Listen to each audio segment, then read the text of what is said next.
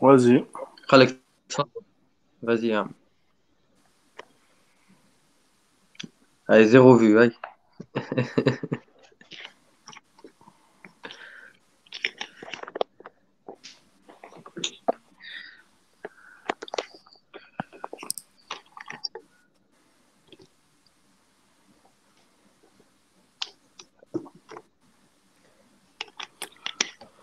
Ouais, on attend un peu que les gens arrivent, hein. Allez, Ouais. Selem, On ta remarque crise. que On a déjà un invité, allez. Selem, ta crise, ou marhaba bik. On attend que ça se Tes remplisse un crises. peu et on commence. Tu vois, comme t'as dit avec tes crises. Hein. quand tu as dit Salem Takri, je pensais que c'était un avis, Barhoum. Ah, femme Rabia. Salem, Selem, comment tu Rabia. vas là-bas? Salam, Rabia, Rabia. source fiable, certifiée halal. Ouais. Femme Abed, يعطيو 10 sur 11 وال 11e poste يعطيو 3 possibilités. احنا نعطيو 11 sur 11. Ouais. Voilà. On a J'avais la de même, يا bonnes ربيع. sources.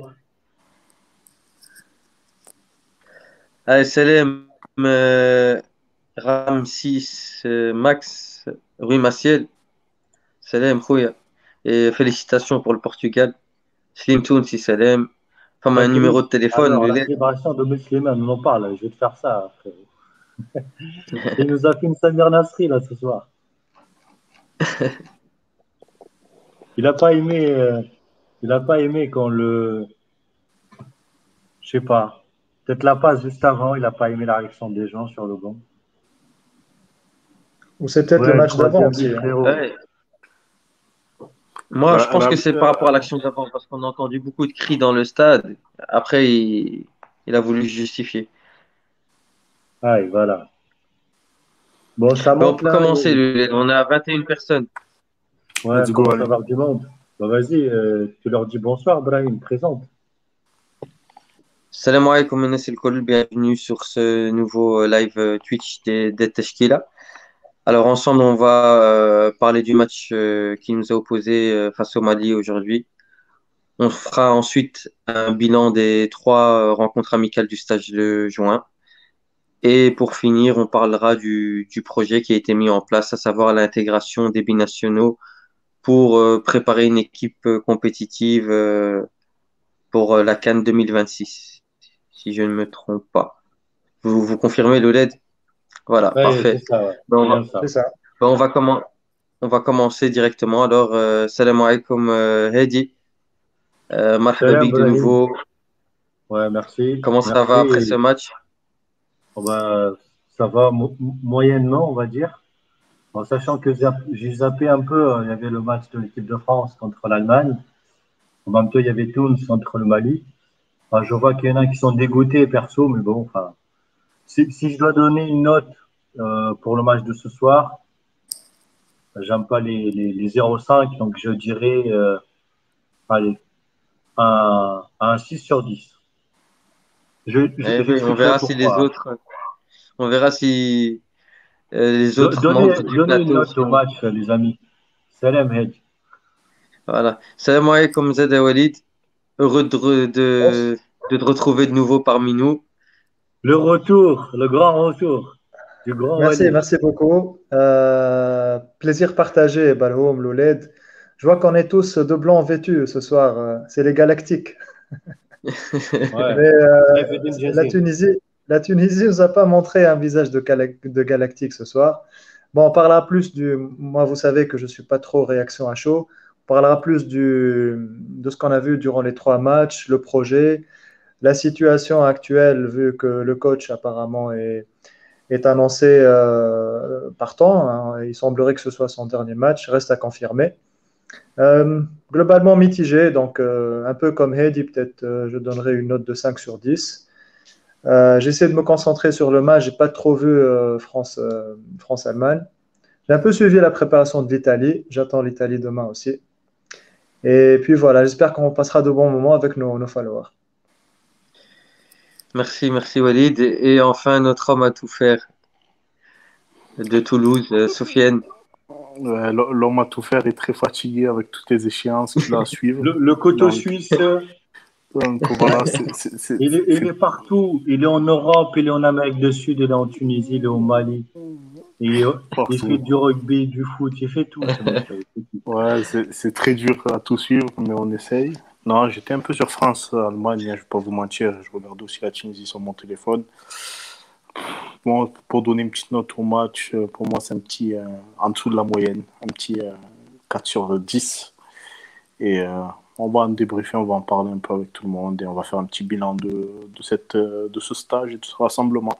Ravi de vous revoir, les amis. Merci Sofiane. Ben, vu qu'on vous a demandé de donner des notes, quelques notes. Takriz 4,5 sur 10. Slim Tounsi 5 sur 10.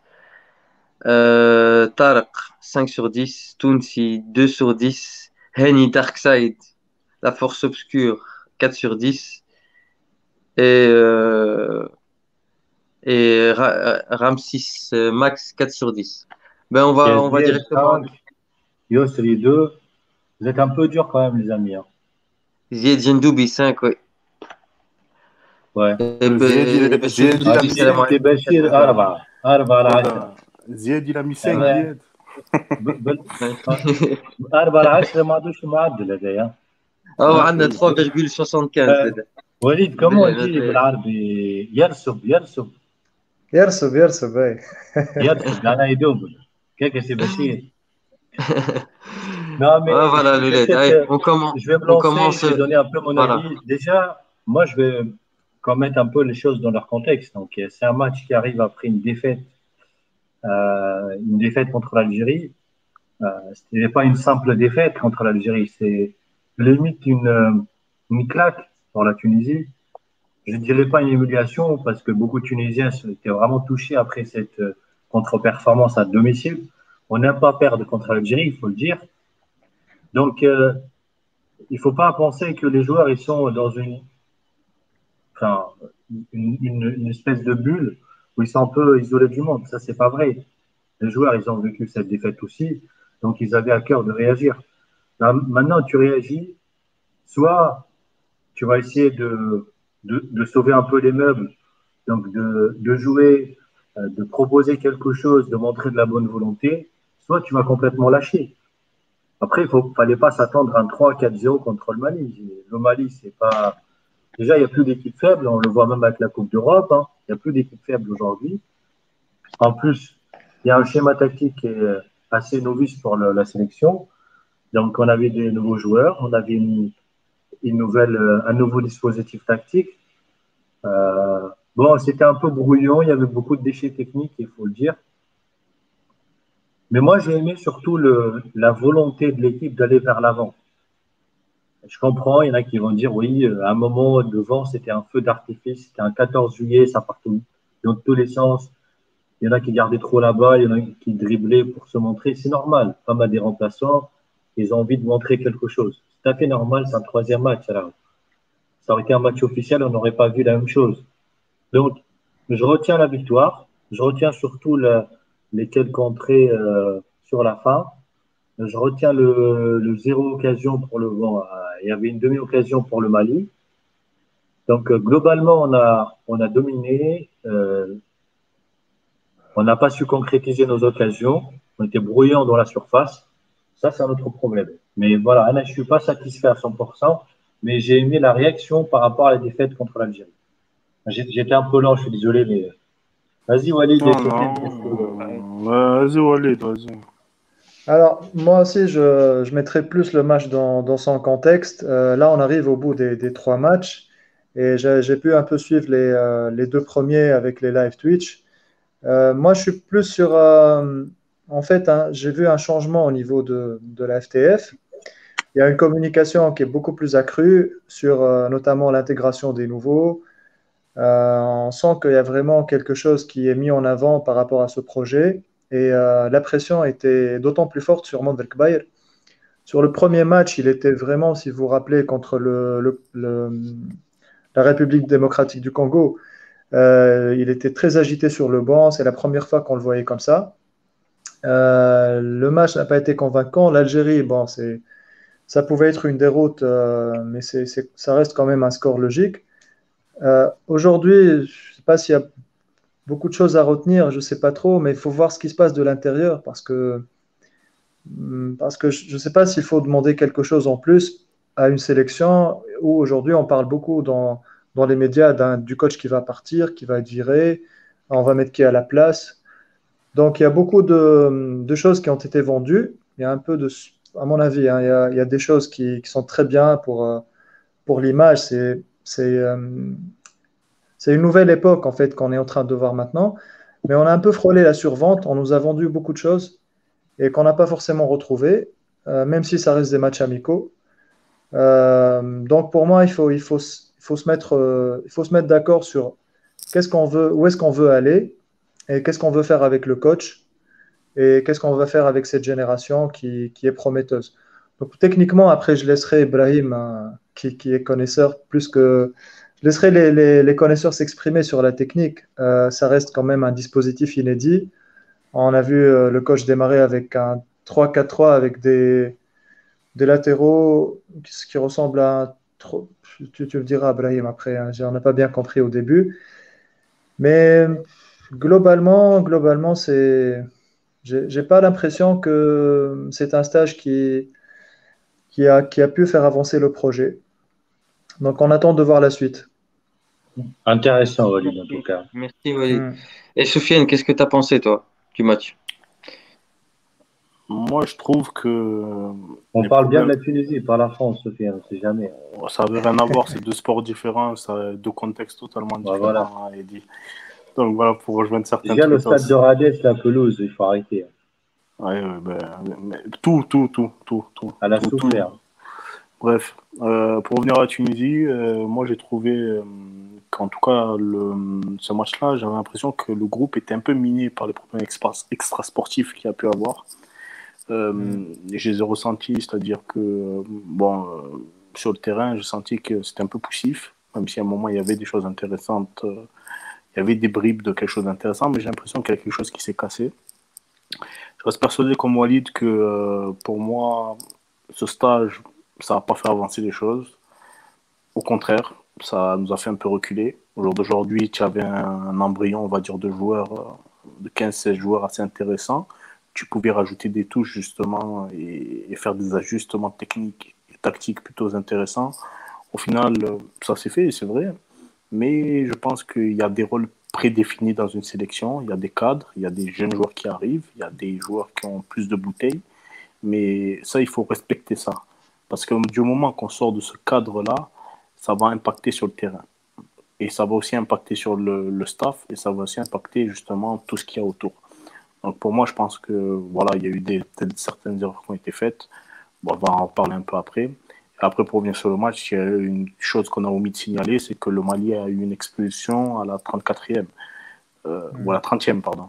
Donc pour moi, c'est inadmissible à 11 contre 10 voilà, de, de marquer juste un but, en fait, en grosso modo, et un but qui vient en toute fin de match, voilà, sur un coup de génie de Enis Ben Slimane. Voilà.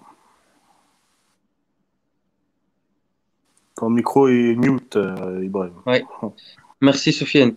Moi, pour ma part, je vais peut-être analyser le match sans prendre en compte le contexte et tout ce qu'il y a autour. Donc, Monzak Bey, à mon avis, a décidé d'innover aujourd'hui au vu des absences qu'il avait au milieu de terrain, avec Ben Ramzan qui est reparti à l'Espérance pour préparer le match de l'Ahli. Ferjeni Sessi qui est out, qui était forfait pour blessure. La méforme peut-être de Enis Ben Slimane qui n'a pas convaincu lors du match précédent. Et du coup, ça a poussé Kbair à opter pour un 3-4-2-1. Bon, les idées, en soi, les idées ne sont pas très loin du 4-3-2-1 habituel, puisque il compte toujours sur l'apport des défenseurs latéraux, donc du latéral droit et du latéral gauche. L'idée aussi, c'est de mettre de la densité au milieu de terrain, comme dans le 4-3-2-1. Et encore une fois, c'est un système sans ailier où on a deux milieux offensifs derrière l'attaquant. Donc, je trouve que ce système a mis en avant les qualités de quelques joueurs. Je pense notamment à Merrière, qui a fait son meilleur match depuis un petit temps.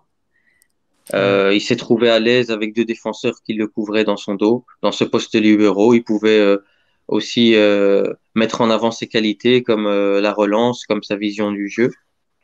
Au milieu, Hedi en parlait en off.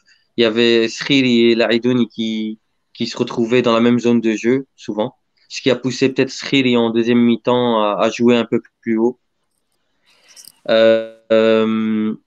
Devant, bon, Sliti, il a demandé beaucoup entre les lignes. Par contre, Mejbri, malgré quelques belles petites passes pour Keshrida, voilà.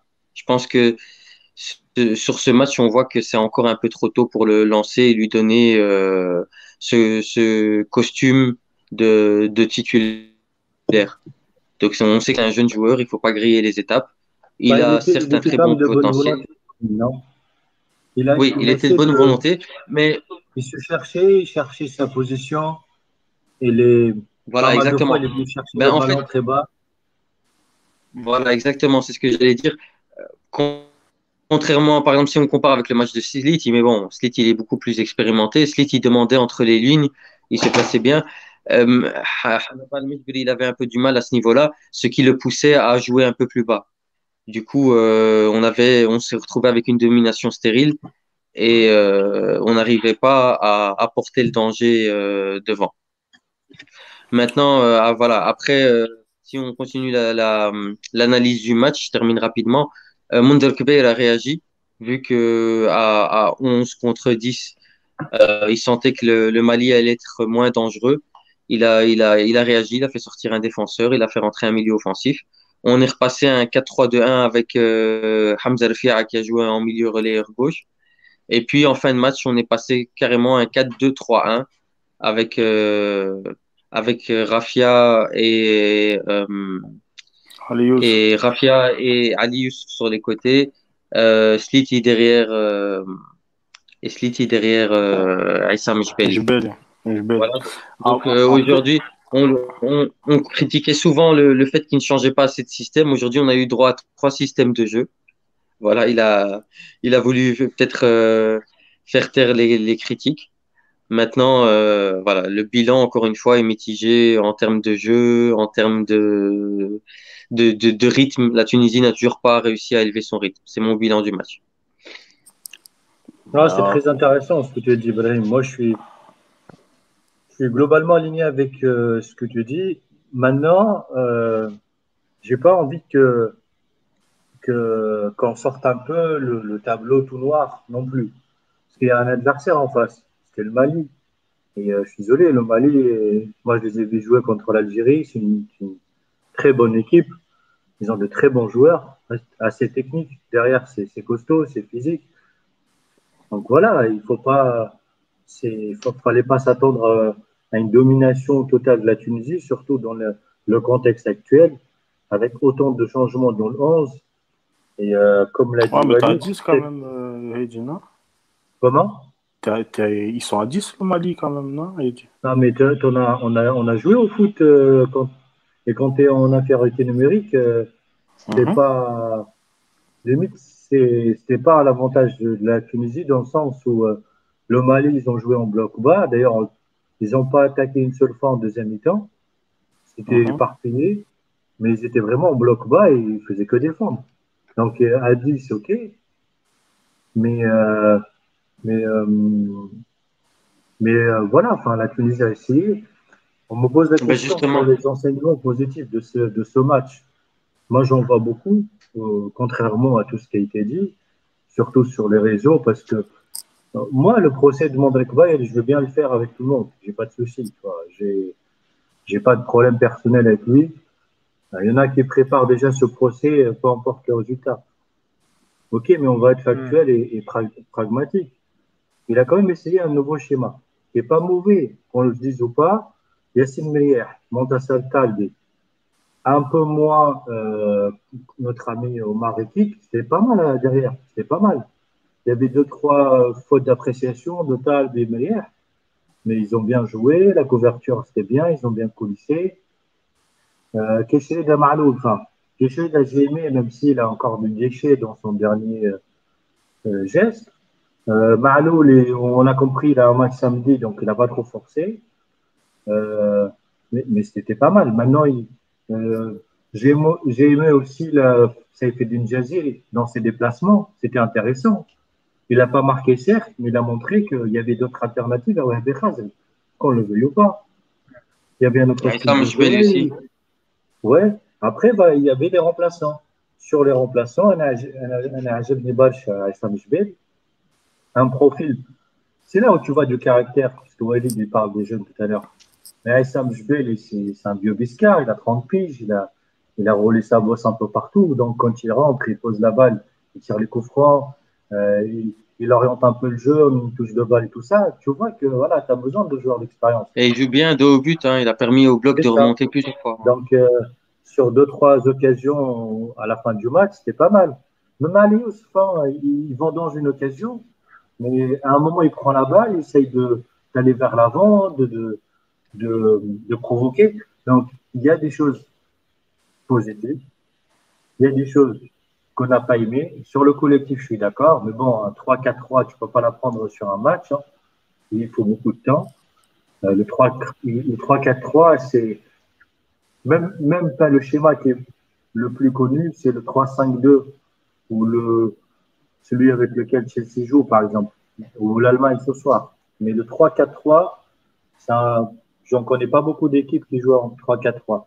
Donc, c'est pour ça, moi, je relativise un peu la déception par rapport à ce match. Je dis juste que c'est un match amical. Pour réagir à ce que tu dis, Heidi, Vas-y, Walid. excuse-moi de t'avoir interrompu pour rebondir là-dessus. Non. Tu parlais du tableau noir, le fait de relativiser. C'est un débat qu'on entend souvent aujourd'hui. Est-ce que on va plutôt regarder les résultats? Et là, en fait, on va dire que Modric Bayer, jusqu'à date, il est en train de remplir ses objectifs et que sur 3 matchs, on fait 2 victoires. Ou bien est-ce qu'on veut regarder le contenu? Et je me rappelle une fois, j'avais écouté la radio, donc notre ami Firas Kefi sur IFM, qui parlait après le match de l'Algérie, donc il y avait cette déception, tout ça, qui parlait du fait que voilà, les Tunisiens veulent voir du contenu, veulent des émotions, veulent des coachs qui les fassent rêver, veulent une équipe nationale qui les fasse rêver. Et ça, si on regarde, parce qu'il a parlé aussi de l'histoire que la Tunisie, en fait, dans l'histoire de la Tunisie, si tu regardes la civilisation tunisienne, la Tunisie n'a jamais vraiment attaqué, elle n'a jamais été une nation qui va attaquer, qui va être conquérante. On est d'accord. Depuis Hannibal, on n'a jamais attaqué. Donc, ça m'a fait penser à un truc. J'étais en train de lire un livre, pour ceux qui sont intéressés. Ça s'appelle, c'est en arabe littéraire, désolé, pour ceux qui ne lisent pas l'arabe. كيف صار التونسيون تونسيين? Comment les Tunisiens sont devenus Tunisiens? C'est un chercheur qui s'appelle Dr Hedi Timoum, qui est très sympathique. Il explique un peu cette culture tunisienne, l'identité tunisienne, qu'est-ce qui fait que le Tunisien aujourd'hui est tunisien, dans sa façon d'être, dans sa façon de parler, les gros mots, tout ce que tu veux. Et donc, pour revenir à ce débat, ça aurait été intéressant si Firas était avec nous. C'est qu'aujourd'hui, culturellement, on est une nation qui s'est toujours débrouillée. Je me rappelle aussi Meher Kanzari, si tu te rappelles, Hedi. Une fois, on lui a posé la question sur Foot 24. Oui. Il disait, on arrivait à battre les grandes nations, Anna Umurna. Et Oui. c'est exactement ce qui résume la Tunisie. Anna Umurna, na'rfou kifesh nirbhou. Et ça, si tu regardes du côté du résultat, bon, on est OK pour le moment sur nos objectifs. On fait 5 participations à la Coupe du Monde. Mais si on regarde le contenu, bah, il faut une révolution. Il faut quelqu'un comme Marcelo Bielsa, qui est arrivé au Chili, il a complètement changé les mentalités. Il a redonné confiance aux Chiliens et les Chiliens ont zéro complexe aujourd'hui pour aller remporter des Copa América. Donc, c'est vraiment le débat auquel j'avais pensé. Je peux rebondir Parler de relativisme par rapport à ça. J'ai vu le match Algérie-Mali. J'ai vu tout le match. Oui. Et là, on a vu le match Tunisie-Mali. Franchement, ça va. Enfin, l'Algérie, c'était pas non plus. Ils n'ont pas dominé. Je suis pas d'accord avec ça, moi. Comment? Je suis pas d'accord avec toi sur ça, moi. Contre nous ou contre le Mali? Ah non, mais l'Algérie contre le Mali, il y a 1-0. Ah, mais sur le match Algérie-Tunisie, je suis pas d'accord avec toi, Eddie. Non, j'ai pas dit Algérie-Tunisie, j'ai dit Algérie-Mali J'ai et parlé du Mali. Tunisie-Mali. Oui, Donc, bon, il y a eu le un Mali, zéro. tu peux pas me dire, Sofiane, que le Mali, c'est une équipe faible. Qui a dit ça? Donc, non, mais des fois, on est en train de. J'ai le sentiment que même dans la victoire, ok, elle était compliquée et elle a mis du temps à se dessiner. Mais Mhm. c'était quand même une belle équipe en face, hein. Il y avait une belle opposition. Non, je suis d'accord Ouais. avec toi là-dessus. Après, il y a- l'équipe est bonne. L'équipe du Mali a des jeunes intéressants avec certains joueurs qui jouent en Europe, d'autres, dont un qui est passé aussi par la LP1 d'ailleurs, que le CSS n'a pas gardé. Je crois le petit Bakayoko qui joue derrière, il me semble. Bakayoko, ouais. Ouais, qui a fait la Hmm. finale de la CHAN, il ne faut pas l'oublier ça. On a oublié de le signaler parce qu'il y a quelques mois, Très intéressant.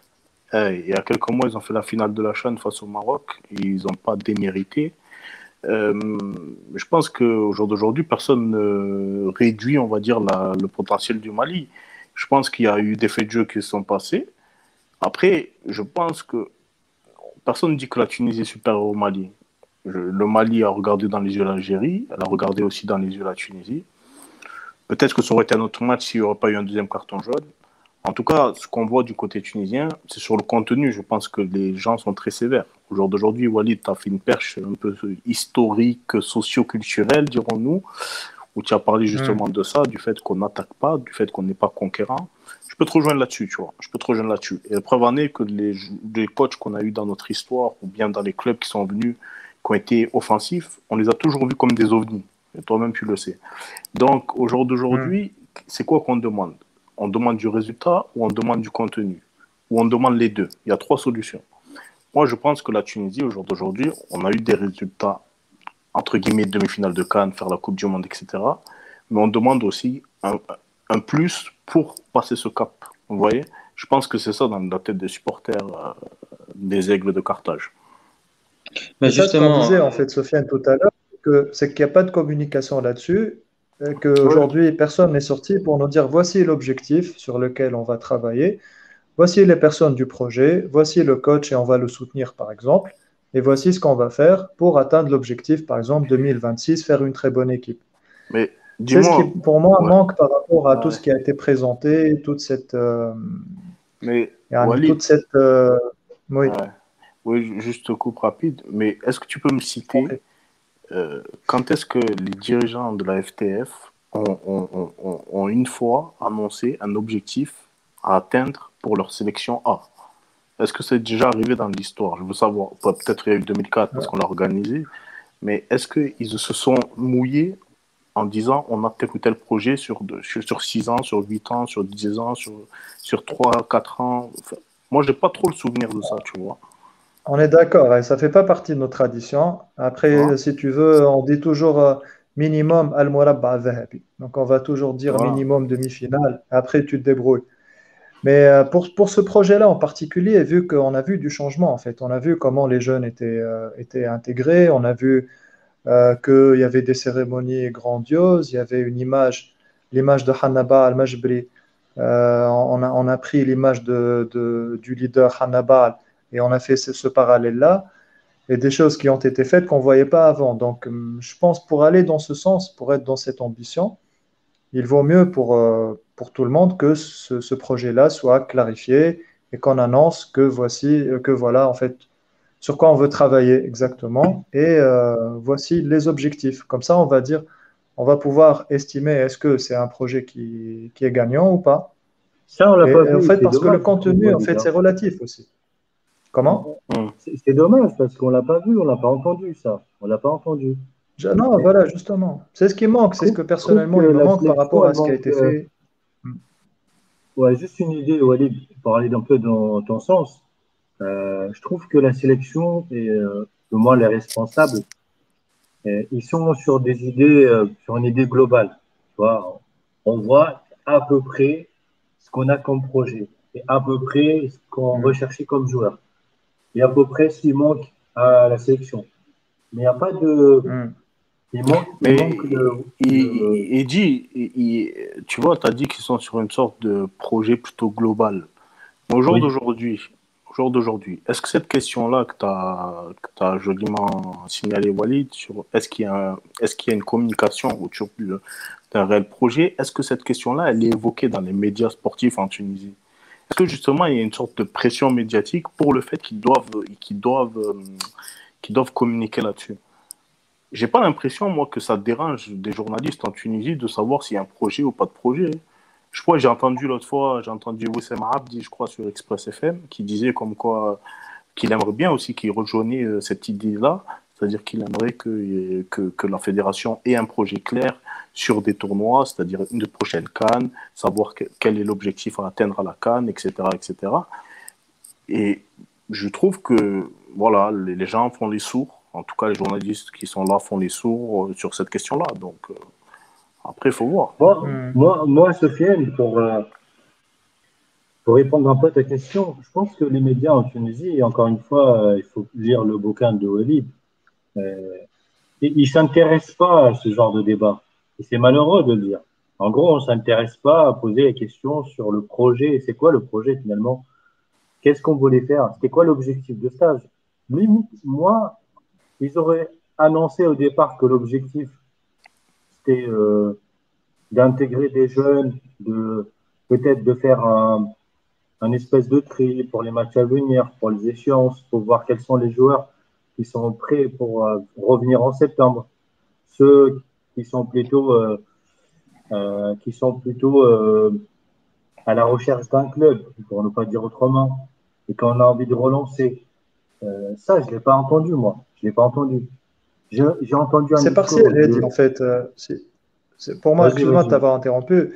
Là, sur quoi on parle aujourd'hui? On parle principalement du sourcing, la prospection des binationaux et le projet dans lequel s'intègre le directeur sportif chargé des binationaux, Slim Ben Othman, en collaboration avec l'équipe fédérale et la FTF. Et même tout à l'heure, dans le commentaire de Loatané, si vous avez fait attention, le commentateur, bah, il a parlé de ce projet-là. Il a même cité des pages qui aident énormément à la détection des jeunes. Il a même cité la page El Mawahib Tounsiya, donc les talents Oui, qu'on tunisiens salue qu'on au salue au passage. passage. Du coup, donc oui, Il bah, a même Sofiane, il y parlé a des des gens familles qui parlent. Traoré, des familles Koulibaly aussi. Donc, c'était intéressant, c'était intéressant. Ça, je n'ai pas bien Non, je ferme entendu. ma parenthèse. D'ailleurs, il s'appelle Ah, Bilal Touré et pas Traoré, les amis. Je suis désolé. oui, celui qui a pris carton Un rouge. carton rouge, ouais. Donc, ce qu'on voit, On la partie. reviendra Oui, un jour ça fait sur partie les des noms. déceptions pour ces 3 matchs. C'est les commentateurs de la chaîne Rottani, malheureusement. À Bah, ce soir, il saluer n'y a quand pas même eu. la journaliste qui a interviewé Omar Kbaye, franchement, très Oui. très bonne question à la fin. Pardon, Wally, vas-y. Justement, en fait, on parle du projet, mais c'est partiel, mais on parle de ce qu'on voit à Sofiane. En fait, on parle de la partie visible. Mais la partie la plus importante, malheureusement, qui est la plus importante, c'est définir déjà le projet. C'est quoi le projet? Est-ce que ça s'appelle Équipe nationale 2026? Ça s'appelle Équipe nationale New Look? Est-ce que ça s'appelle Tunisie Attaque? Je ne sais pas. Donc, donner peut-être un nom du projet et communiquer là-dessus et nous dire, voilà, il y a des gens pour ça et nous, on protège le coach et parce qu'il va dans ce sens, etc. etc. Donc, c'est Ouais. ce qui manque, on est d'accord là-dessus. Vas-y, Ibrahim, excuse-moi. Ben, pour parler justement de cette idée de créer une équipe pour 2026, je trouve que c'est une bonne idée, mais je trouve que c'est très mal fait et c'est très mal organisé. Au départ, j'aimais bien l'idée de convoquer 23 joueurs, puisque maintenant on a droit à des listes de 26 joueurs, donc convoquer 23 Ouais. joueurs et peut-être y ajouter donc 3 prospects, 3 talents potentiels qui pourraient nous apporter un plus dans le futur, je dis bien dans le futur. Mais maintenant, se retrouver avec une sélection où il y a 6 ou 7 joueurs prospects, dont plusieurs qui n'ont joué que 10 minutes, voire 15 minutes en pro, d'autres qui n'ont jamais joué en pro, et les mettre titulaires au détriment d'autres cadres de l'équipe nationale. Je pense pas que ce soit une bonne idée, non seulement pour l'ambiance au sein du groupe, parce que ces jeunes, quand ils vont être titulaires là, par exemple, j'ai vu Hannibal Mejbri, je n'ai rien contre lui, hein, Hannibal Mejbri, c'est un talent, c'est un très bon talent, Et Non, mais on le sait, j'ai hâte, on le sait que j'ai hâte de tu le voir voudrais avoir la percer. même coupe que lui.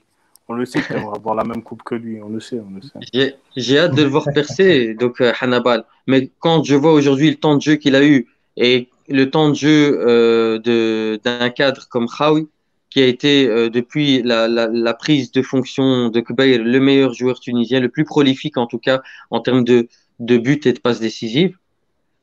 Quand je vois que Khawi, il a eu très peu de temps de jeu, il a eu quelques minutes seulement contre l'Algérie et après on l'a pas vu les autres matchs, on l'a pas vu contre le Congo, on l'a pas vu aujourd'hui.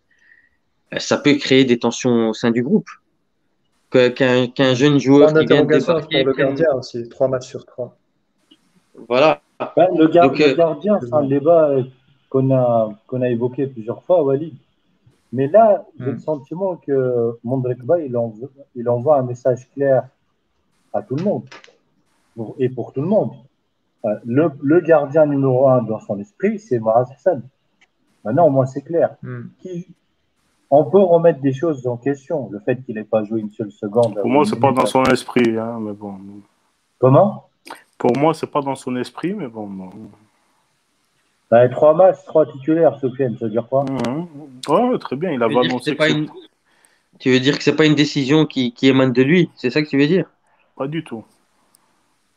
Après, Ouais, vous pouvez penser ce que vous voulez, mais c'est pas du tout une décision qui émane de lui. Ah, mais tu Hmm. peux me dire qu'il peut le faire sur un match ou 2 matchs, Mhm. mais 3 matchs, alors que tu avais 4 gardiens, et sur les 4, on a un seul qui va jouer les 3 matchs. Et c'est pas numéro un. Pour moi, écoute, le code débat des gardiens, écoute, il y a quelques mois, il avait publiquement annoncé que Ben Moustapha était le numéro 1. On est bien d'accord. On est bien d'accord là-dessus. Ouais, mais Tu vas me il dire Mais sort de qu'il là, fait l'autre. volte-face, il fait volte-face quelques mais, mois après. mais là, non, mais là, en conférence de presse, il a aussi annoncé que Ben Moussa n'était plus le numéro un, vu la situation, sa Peut-être. situation actuelle en club. Il a aussi Ouais, il a perdu annoncé. sa place entre-temps à l'Espérance. Mais ça tourne pas rond. Attends, 2 minutes. Tu me parles d'un joueur qui a joué 3 matchs, qui est le troisième gardien à Brest, et tu me dis comme quoi, parce que Ben Moss a perdu sa place, il est plus numéro 1. Elle est où la logique du choix, en Ah fait? ben, et moi, je vais poser la même question sur Twitter aussi, Sofiane. Moi, Non, je mais suis d'accord bien avec sûr, bien toi. sûr, bien sûr. Il n'y a pas Mais de c'est logique pour ça que sur je te ça. dis que, grosso Ma- modo, c'est pas lui. C'est pas lui qui décide. Maintenant, on sait qu'il y a une Hmm. volonté de certains dirigeants de la fédération de le relancer. Et ils essayent de le caser, de le trouver un club, bah, ça c'est sûr. Mais comme disait Walid, encore un point d'interrogation. En fait, c'est Hmm. quoi la logique? Il n'y a plus de logique. Hmm. Tu vois. Ouais. C'est pour ça Mais que Mondrek Bayer, pour moi, il y a quand même certains sujets sur lesquels il s'est enfoncé un peu, tu vois, dans celui du gardien. Maintenant, ouais. Mais c'était un choix imposé que derrière Maaz Hassan, il retrouve un club et qu'après, en septembre, il revient avec le statut numéro un dans son club. Il aurait gagné son pari, peut-être. Enfin, je sais pas, hein. Je vois les choses ouais, comme ouais. ça aussi. C'est possible aussi. On t'a Maintenant, beaucoup coupé, Ibrahim. Vas-y, excuse-moi.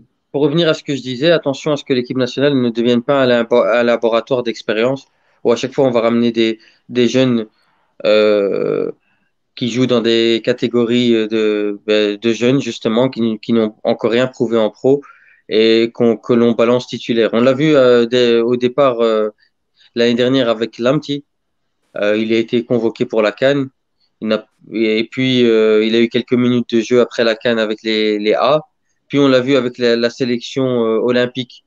Et on a vu qu'il n'était pas à la hauteur, du moins sur le match face au Cameroun. Puis, on l'a vu lors de la dernière CAN des U21 où il avait quelques difficultés défensives. Donc, attention à ne pas les griller, ces jeunes, et leur mettre une trop grande pression sur les épaules. Je pense que euh, on devrait revenir à cette politique de 23 joueurs confirmés et 3 prospects et leur accorder 10-15 minutes de jeu, pas plus. Pas leur mettre plus de pression et leur laisser le temps de prouver, de continuer à apprendre. Comment t'as trouvé, par exemple, le match de l'écrire aujourd'hui, ce soir? Ben, Majbri, ce que j'aime bien chez lui, c'est qu'il en fait pas Pareil, trop. on pose la question pour les gens qui nous suivent. Comment vous avez Ouais. trouvé Amar Rqiq et Hanaba Al-Mejri ce soir?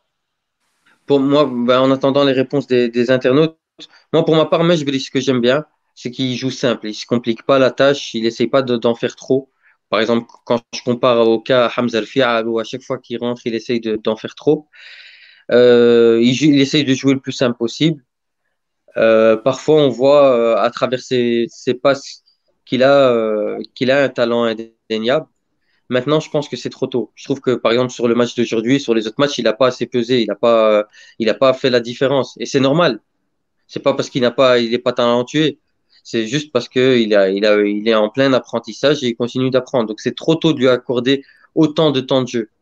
Et comme je l'ai dit, attention à ne pas créer des tensions au sein du groupe, qu'ils prennent la place d'un titulaire habituel et que ça déplaise au cadre du groupe. Maintenant, pour Omar Rekik, je trouve qu'il a aussi été assez propre. Je pense que cette défense à 3 lui a facilité la tâche pour une première. Il y avait beaucoup moins de pression parce qu'il avait deux joueurs expérimentés à ses côtés. Mais maintenant, voilà, le projet. C'est un point pour Mondrek Bayer d'ailleurs.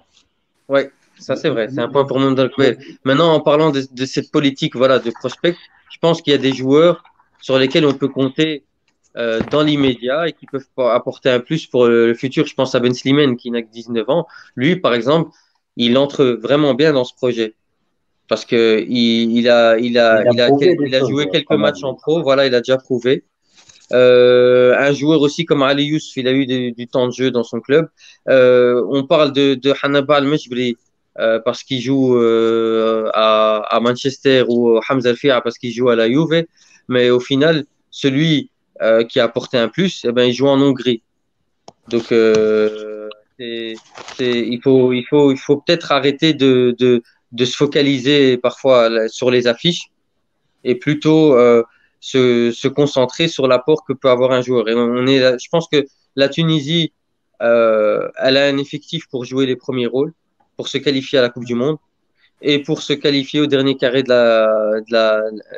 la CAN. D'ailleurs, l'effectif est le même que celui qui est arrivé au dernier carré de la dernière CAN. Et encore, il s'est étoffé avec des joueurs comme Laïdouni, un joueur comme Talbi, donc un nouvel attaquant comme Jeziri. Donc, c'est tout à fait légitime que l'on continue à penser que dans l'immédiat, on peut toujours atteindre nos objectifs. Donc, je trouve ça un peu spécial de penser à 2026 alors qu'on a les moyens de réaliser de bonnes choses dans l'immédiat. On peut très bien intégrer des joueurs. On est sur le Ouais. dernier chapitre, Walid. Non, Brahim, c'est intéressant, je te dis juste 2 secondes. Au début, on essaie de trouver les points positifs de ce stage. Et là, tu me parles de Laïdouni, tu me parles de Jazir, tu me parles de Talbi. Mine de rien, il y a quand même quelque chose de positif, justement. C'est la confirmation de Laïdouni Talbi qu'on a déjà vu en mois de mars. C'est aussi la confirmation de Jazir. Malheureusement, j'aurais bien aimé qu'il ait un peu plus de temps de jeu. Et ça, c'est intéressant, tu vois. Après, peut-être qu'il y a des joueurs, et c'est assez normal, qui ont déçu sur ce stage. Et certains cadres, pour moi, ben, c'est normal, hein, on est sur la fin de saison. Physiquement, ils sont fatigués.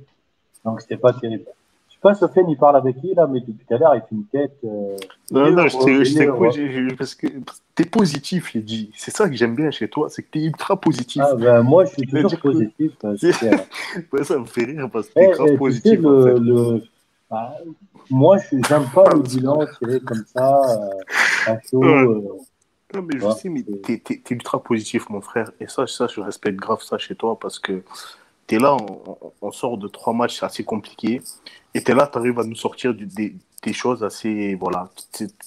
T'as ce truc, vraiment. Est-ce que tu es d'accord que la Edo Nital, ils ont confirmé après le premier rassemblement au mois de mars? Oui. Est-ce que tu confirmes, enfin, tu es d'accord que Jaziri, sur ce qu'il a montré aujourd'hui, c'est un profil différent, tu vois, c'est quelque chose de différent de Khaled?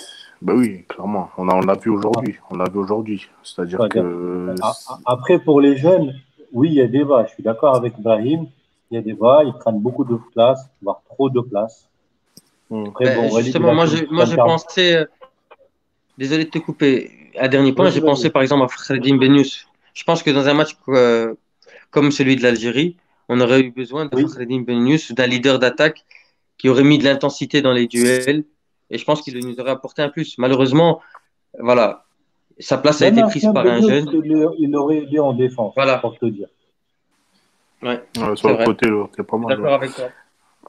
Ben, Ouais. justement, Walid, en parlant de ce projet, qu'est-ce que tu en penses et quel est ton avis là-dessus? Bah, je vous rejoins déjà sur les points positifs, les révélations.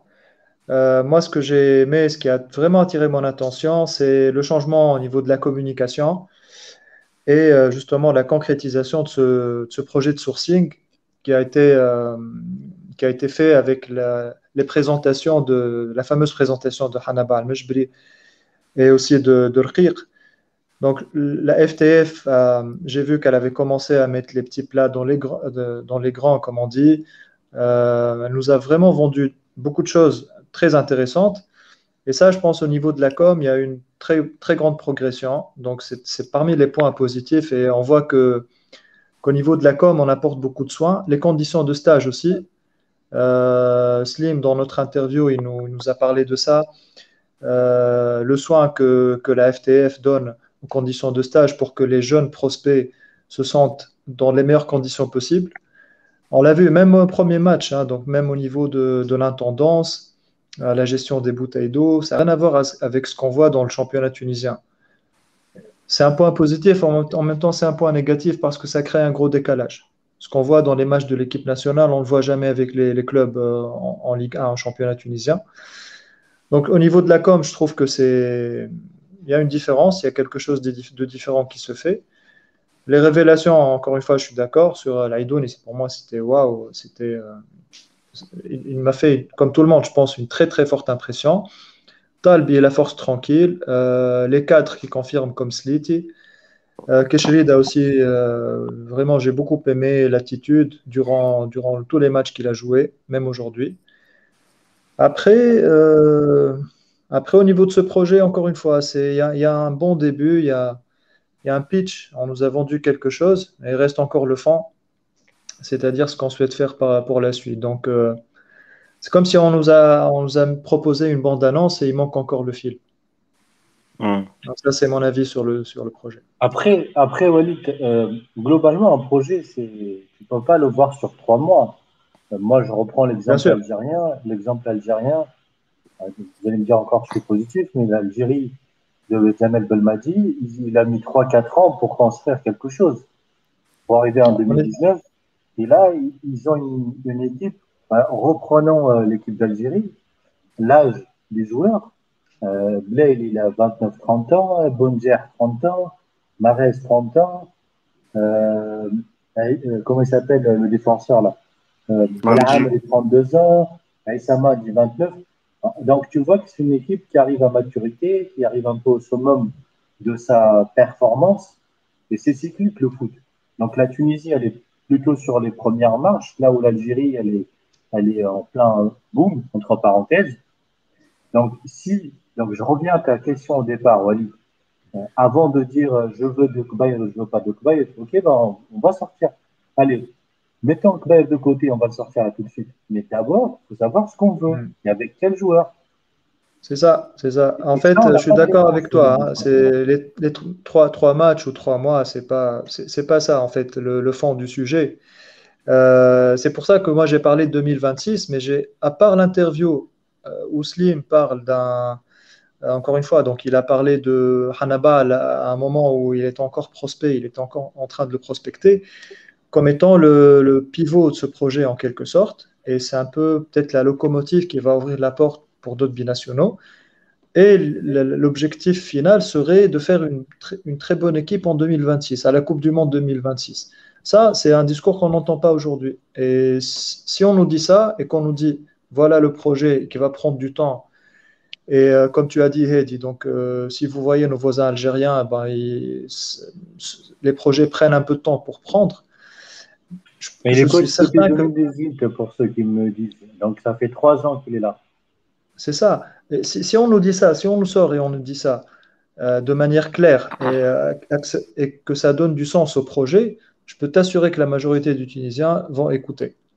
Mais aujourd'hui, ce qui manque, c'est un peu cette clarté-là, c'est le sens qu'on veut donner au projet, plus de transparence, puisqu'en fait, on est passer sur une com très ambitieuse avec des choses qui se font à l'européenne, un show, et il manque aussi le sens. Donc, il manque plus de communication au niveau de la FTF, à mon avis. Et je Et suis d'accord, ça toi, prend beaucoup de D'accord. temps. Ça prend beaucoup de temps. merci Walid. Et toi, Sofiane, qu'est-ce que tu penses de ce projet, justement? Pour moi, tu sais, Ibrahim, on en parle en off. Moi, je suis pour l'incorporation petit à petit des joueurs. Et je suis pour aussi ne pas brûler les étapes. Pour moi, il y a des sélections de jeunes par catégorie qui existent. Et ça serait bien qu'un jour, la Tunisie puisse justement tirer le profit de tout ça. C'est pas, je m'explique, c'est pas en mode on fait une génération par-ci, une génération par-là, et puis 15 ans s'écoulent entre les deux, 10 ans s'écoulent entre les deux. Non, c'est pas ça. C'est-à-dire qu'au jour d'aujourd'hui, il faut que toutes les équipes de jeunes de Tunisie soient compétitives, toutes ces sections de jeunes soient compétitives, pour justement apporter quelque chose, pour pouvoir déjà sortir des joueurs et pouvoir justement faire ce mix-là de binationaux et de joueurs locaux, entre guillemets, dès le plus jeune âge. Comme ça, quand ils arrivent à terme, ces joueurs-là, en équipe de France, équipe de Tunisie, pardon, A, ils puissent justement être habitués à ce melting pot-là et d'être dans cette ambiance-là. Après, moi, ce que je dis, c'est que j'ai l'impression, en tout cas, c'est mon avis, j'ai l'impression qu'il y a un deux poids, deux mesures vis-à-vis de certains joueurs, que certains joueurs ont eu plus de crédit que d'autres, au vu de, entre guillemets, leur mini-buzz ou leur médiatisation. Pour moi, en tout cas, un Hanna Barmejbri, au jour d'aujourd'hui, comme tu l'as dit précédemment, Ibrahim, il n'a pas prouvé au haut niveau. Alors que des gars comme Ali Youssef, des gars comme Sébastien Tounekti, qui a été champion de Norvège avec Bodo Glimt, des gars qui d'autre, je pourrais citer, j'oublie le nom, bref, Anis des Ben joueurs, Slimane. Anis Ben Simen, voilà, ce sont des joueurs qui ont des matchs pro, qui ont des références. C'est-à-dire que, certes, ok, ils sont titulaires ou pas titulaires, c'est pas là la question. En tout cas, ce sont des joueurs qui ont joué à un haut niveau. Quand je dis haut niveau, c'est-à-dire qu'ils ont joué dans leur championnat avec des professionnels. Pour moi, jouer en U23 ou jouer en série C, même si c'est contre des professionnels en série C, bien entendu, ça reste limité. Donc au jour d'aujourd'hui, c'est là qu'on va voir la progression de Hanna Barmej et de Hamza Rafi en l'occurrence dans les prochains mois ou dans les prochaines années. Et ça va être intéressant de voir leur progression et les bons choix qu'ils doivent faire. Après, sur le cas que tu as dit, Walid, tu as parlé du projet 2026. Pour moi, je vais pas dire contre, mais bazarder une équipe qui a fait quatrième de la dernière CAN, qui a été mondialiste en 2018, et grosso modo dire que on mise tout sur 2026, pour moi, c'est pas tirer la quintessence des choses. Et pour moi, c'est juste faire des paris, faire des paris. À qui ça profite ces paris-là? Peut-être ça profite à Wadi Rijeri pour rester plus longtemps à la tête de la fédération et justement de perpétuer une sorte d'excitation chez les supporters, quelque chose du genre. Mais en tout cas, pour moi, il y a une CAN qui arrive, qui va arriver là, bientôt, parce que c'est là, ça va arriver, d'accord? Et je trouve qu'il y a des choix qui ont été faits, qui ont été très mauvais, parce que tu as des cadres à toi qui sont toujours voilà, qui sont pas à la retraite encore, qui peuvent t'apporter quelque chose. Et miser des choses sur des jeunes comme ça, etc., il faudra voir à la CAN qu'est-ce que ça va en découler. Et je peux vous dire que les adversaires qu'on aura, ouais, je peux vous dire que les adversaires qu'on aura, eh ben, pour eux, il n'y aura pas de jeunes, pas de vieux. Ils vont nous rentrer dedans et on verra qui aura l'expérience justement pour surmonter cette épreuve. Merci. Ok, super, super. Euh, avant peut-être d'entendre l'avis de Heidi sur la question, je pense que justement cette politique de compter sur des futurs prospects, je pense que c'est beau, c'est ambitieux, mais en même temps on maquille le fond du problème. On en a parlé la dernière fois, et quand beaucoup parlaient de la méforme de Msekni et d'autres joueurs, on disait qu'est-ce qu'on a d'autre pour jouer à ces postes? Et on se rend compte que dans notre championnat, il n'y a plus personne.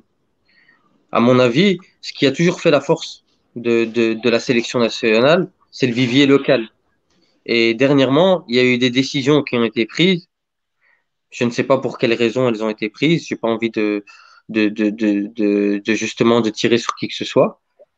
Mais ces décisions ne sont pas avérées être bonnes. Je parle par exemple de la règle qu'on a dans notre championnat euh, qui dit que les joueurs maghrébins ne sont plus considérés comme extra-communautaires. J'en avais parlé sur Twitter à l'époque, j'avais dit que ça allait justement restreindre les choix pour l'équipe nationale parce que tous les clubs sont dans une politique de l'immédiat et ne donnent malheureusement pas assez de chance aux jeunes joueurs. Du coup, ils vont commencer à recruter à gogo dans les championnats maghrébins et on va se retrouver avec des grandes carences et des postes pour lesquels on n'a pas la solution en équipe nationale. Et c'est ce qu'on voit au jour d'aujourd'hui.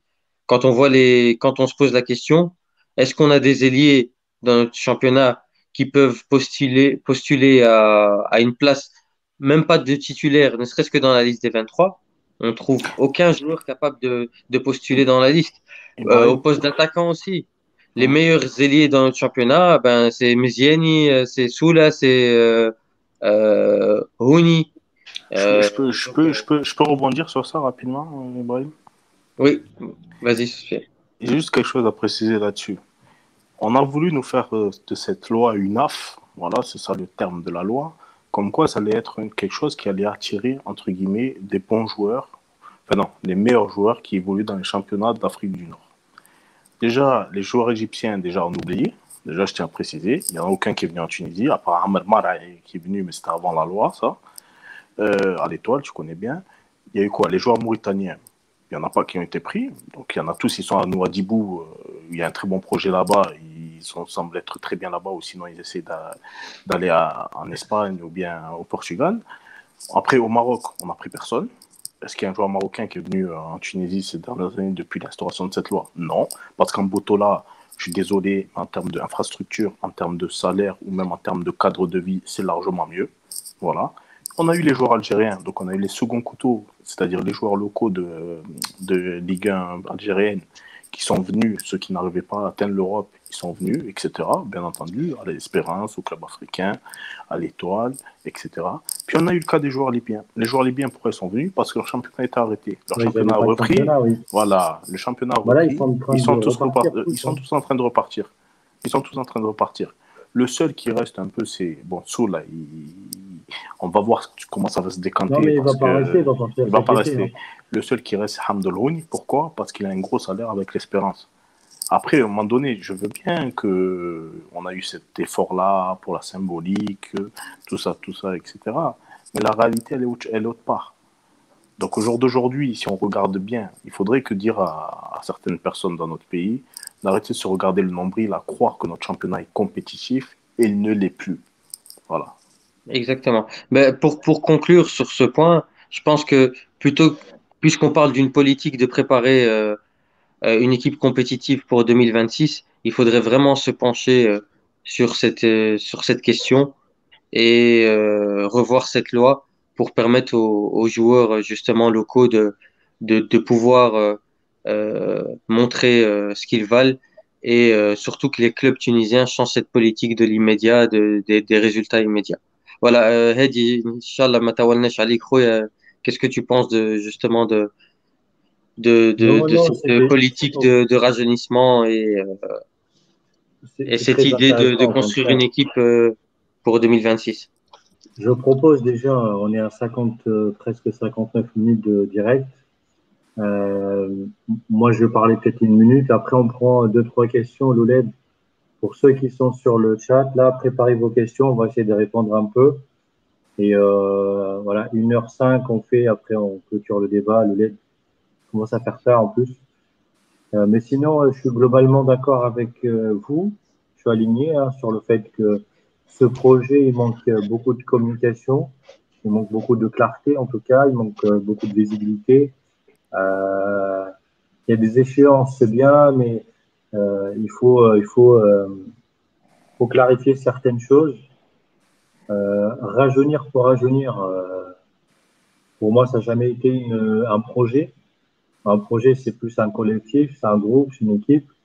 Et là, ce qui m'a manqué, enfin, ce qui a manqué surtout à Mandrek Bay, tout à l'heure, il a parlé de management de one-to-one. Justement, en fait, je trouve que son management, il n'est pas terrible sur certains cas, même s'il a beau se défendre dans les médias. Mais il y a des cas qui m'intriguent. Et s'il a envie d'aller sur ce chemin-là, d'incorporer des binationaux, pourquoi pas. Mais je reviens sur une chose. Il y a surtout le mérite. Le mérite. Et les joueurs, et c'est des êtres humains, ils sont comme nous. Donc, il y a un moment, ils vont ressentir l'injustice, pardon, de ne pas pouvoir jouer, alors qu'il y en a d'autres qui passent devant eux. Et ça, un entraîneur, il doit vraiment, surtout un sélectionneur, il doit vraiment faire attention à ça. Donc, indépendamment du nom de sélectionneur, que ce soit Mandrek Bayer ou quelqu'un d'autre, je pense que la fédération, il manque des personnes capables de DTN ou cellules capables de suivre tout ça, de mettre en place un projet. Il manque peut-être un préparateur mental qui est capable aussi d'aider les jeunes, d'aider un peu ces binationaux. Et ça, c'est dommage. D'ailleurs, Inch'Allah, bientôt, on va sortir une super interview sur Tashkil avec un excellent préparateur mental. Vous allez voir le côté un peu qu'on néglige chez Toulouse par rapport à ça. Donc, il y a plein de petits trucs, il y a plein de prérequis pour pouvoir se projeter sur 2026, soit autre chose. Et ça, la fédération, il se développe pas mal. Il faut saluer le travail de Ben Rahman, on ne va pas arrêter de le dire, mais c'est pas assez, c'est pas suffisant. On n'a pas des joueurs aujourd'hui capables de les comparer avec l'effectif algérien ou sénégalais, qu'on le veuille ou pas. C'est une vérité, c'est un constat qui est là. Donc voilà, moi j'attends que la fédération remette un peu le football au cœur de débat, comme j'avais dit, qu'on parle foot, qu'on mette des gens compétents au poste de décision. Et Inch'Allah, les choses avancent. C'est tout. Hein. Moi, je suis pas quelqu'un de. J'aime pas la culture de Tawa. Tu vois, la culture de. Je veux tout de suite des choses, je veux tel nom. Ok, vas-y, allez, mettons Guardiola, Nabil Marloul, ce que vous voulez. Et il aura les mêmes joueurs, il aura les mêmes choses. Et maintenant, s'il n'a pas les outils, il n'a pas le temps, il va pas réussir. Sachez-le. Voilà. J'ai donné mon avis sur ça. Je pense qu'il est temps de prendre quelques questions, les amis. Bon, allez, Let's go. Allez, vas-y, Sofiane, je vois pas bien le. Alors, est-ce qu'on a des questions, Louled? On a eu Ayman Ayman, il avait donné une question avant aussi. Vas-y, Sofiane, c'est quoi la question? Ok, vas-y. Alors, Ayman, il a dit est-ce que vous pensez que si on passe les poules, on aura le niveau pour battre une équipe comme l'Algérie ou le Sénégal, etc., pour aller en Coupe du Monde? Ah, les barrages. Qui veut répondre? Brahim? Si vous voulez que je réponde, ça dépend avec Bayer ou pas. Rapidement. Pour l'instant, avec Bayer, on n'a pas réussi à prouver face à de grandes équipes. Donc, je doute fort que l'on puisse se qualifier à la Coupe du Monde face à une grosse équipe. Ok, très bien. Il y a une excellente remarque de Rui Machiel sur le projet. C'est excellent ce que tu dis. On est bien d'accord, on est aligné. Il y a d'autres questions, Sofiane? Il y a une question de Rabia. Qu'est-ce que c'est que Bayer est viré? Un nom qui vous vient à l'esprit et pourquoi? Sik Bayer est libéré. Ouais, Quoi, la question? est-ce qu'il y a un nom qui te vient à l'esprit et si oui, pourquoi? Je peux parler, moi. C'est un nom qu'il faut demander ça. Est-ce qu'il y a des noms que l'on préfère ou... Ouais, c'est une question personnelle. Brahim, il a un nom déjà. Vas-y, Brahim, lance-toi. Moi, bon, pour moi, le nom qui me vient à l'esprit, ce serait un rêve, mais c'est un rêve et un fantasme plus qu'autre chose. Ce serait Mehdi Nafti. Maintenant, beaucoup d'étoilistes ne vont pas être d'accord avec moi. Et pas que les étoilistes aussi, mais je pense que Nabil Maloul, il a prouvé au niveau continental qu'il pouvait justement apporter des résultats dans l'immédiat. Je parle encore une fois, il faut remettre les choses dans leur contexte. On a une qualification à la Coupe du Monde qui arrive à grands pas, et une CAN aussi qui arrive aussi à grands pas. Donc je pense que si on est dans cette politique de l'immédiat, je pense que Nabil Maloul, il a fait ses preuves au niveau continental. Maintenant, je pense que voilà, beaucoup critiqueront la participation de la Tunisie à la Coupe du Monde. mais il faut pas oublier qu'il a eu des blessures comme celle de Medlamor, Chalel et Msekni qui ont faussé ses plans. Et il a dû innover tactiquement. Bon, les choix de placer peut-être Badri et Khawi en relayeur Ah, n'ont pas été Brahim, il est lancé fructueux. là. Et Brahim, voilà, ne refais pas la voilà, Coupe du Monde 2018, s'il te plaît. voilà. S'il Alors te moi, plaît. juste pour rebondir là-dessus, je donnerais plutôt des caractéristiques. Un sélectionneur en Tunisie doit être capable de travailler sous pression, doit être capable de travailler dans un environnement qui est menaçant. Ok? Donc, il y a des choses qui ne sont pas d'ordre compétence ou tactique, mais il y a d'autres caractéristiques qu'il faut avoir pour pouvoir réussir en Tunisie. Et surtout le caractère et la capacité de développer. Donc, ça, je vois parfaitement, personnellement, hein, je vois Mahdi Nafti que j'ai un peu suivi durant l'interview, je me suis un peu rapproché de sa personnalité, de sa façon de voir les choses. Ça peut être un très bon pari. Après, voilà, est-ce qu'on va trouver des caractéristiques comme ça avec, on sait que la politique, c'est d'avoir des bons rapports qualité-prix? Je ne sais pas. Donc, c'est la grande question avec Brahim aujourd'hui. C'est comme chercher la femme idéale, en fait. Super. Quand tu vas Moi, te marier, en fait, j'ai ouais. souvent une Et discussion Yacine avec Tout, mon si père. tu On dis parle de. d'un entraîneur étranger, vous pensez qu'un entraîneur étranger peut réussir en Tunisie ou pas? Rapidement. Oui, non. Brahim, oui ou non? Non. Non. Walid, Non, les vrais compétents, ils ne vont pas venir. non. Je pense pas. Sofiane, Un entraîneur étranger qui connaît le stress, oui. donc tu penses que oui, un étranger peut réussir? Oui, Dans pas Jean-Marc n'importe quel Furlan. étranger. Non, non, mais l'Arabie, il va te balancer tous les coachs qui jouent bien au Oui, ballon, qui sont très tactiques, offensifs et tout. Non, mais laisse tomber. Mais non, Jean-Marc Furlan, c'est un bon coach de Ligue 2. Après, très beau coach. ok. Mais Yahed, je il dit veux pas un dire, second côté européen et un ex-sélectionneur. le problème, c'est qu'il n'y a pas les Même pour finances à fermer la le jeu. FTF. Il n'y a pas les finances à la FTF pour justement ramener un premier couteau européen. Donc, ça sera un second couteau, ça, c'est sûr. Après, Super. peut-être d'un autre continent, après, hein. Pas que l'Europe. Hein. Il y a d'autres Oui, continents ça maintenant. peut Tiens, être une bonne ils ouverture. ont parlé de Moziman. En fait, il y a une rumeur qui sort. Il y a une rumeur qui sort comme quoi la fédération, ils sont en contact avec lui. Je dis bien une rumeur. Rumeur, oui. Le C'est une grosse Sud-Africain. rumeur, alors. Ouais, c'est une grosse rumeur, Oui, alors. je peux confirmer ça, mais ça, on est encore là. Il y a aussi une rumeur sur la Jada, tiens, même s'il n'a pas encore prouvé grand-chose. Ranieri. Bon, les gars, on va arrêter là, parce que là, ça va trop là. Pour moi, Luis Castro. Oui, ça va être le. Mais ça se trouve, finalement, Mondragva, il va rester, hein.